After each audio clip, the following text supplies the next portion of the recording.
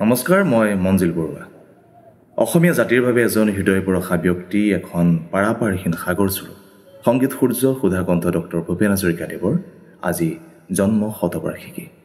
এই শুভক্ষণত মহান শিল্পীগৰাকীলৈ যশস্বী কবি নীলিম কুমাৰ দেৱৰ এটি কবিতাৰ কিছু পংক্তিৰে মই শ্ৰদ্ধা নিবেদন কৰিব বিচাৰিছোঁ। পঢ়ি পঢ়ি শেষ কৰিব নোৱাৰা এখন কিতাপৰ নাম ভূপেন হাজৰিকা।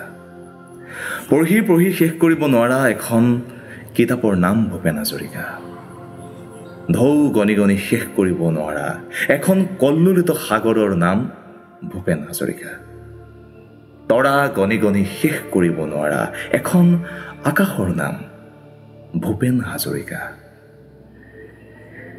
পৃথিৱীলৈ নামি অহা এজাক ৰ'দৰ নাম ভূপেন হাজৰিকা। পৃথিৱীলৈ নামি অহা এজাক ৰ'দৰ নাম ভূপেন হাজৰিকা। যিদৰে ৰ'দৰ কোনো ঘৰ নাই, তেওঁৰো কোনো ঘৰ নাই, আমাৰ হৃদয় তেওঁৰ বাসস্থান। তেওঁ আমাৰ হৃদয়তে থাকে, আমাৰ জ্ঞাতে অজ্ঞাতে, আমাৰ নিদ্ৰাই জাগৰণে তেওঁ আমাৰ কাষতে থাকে। কিয়নো এক জাগৰণৰ নাম ভূপেন হাজৰিকা। আপোনাৰ সোঁ কাষে ভূপেন হাজৰিকা, আপোনাৰ বাওঁ কাষে ভূপেন হাজৰিকা, আপোনাৰ আগে আগে ভূপেন হাজৰিকা, আপোনাৰ পিছে পিছে ভূপেন হাজৰিকা।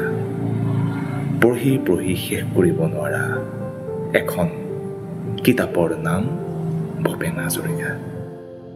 ধন্যবাদ।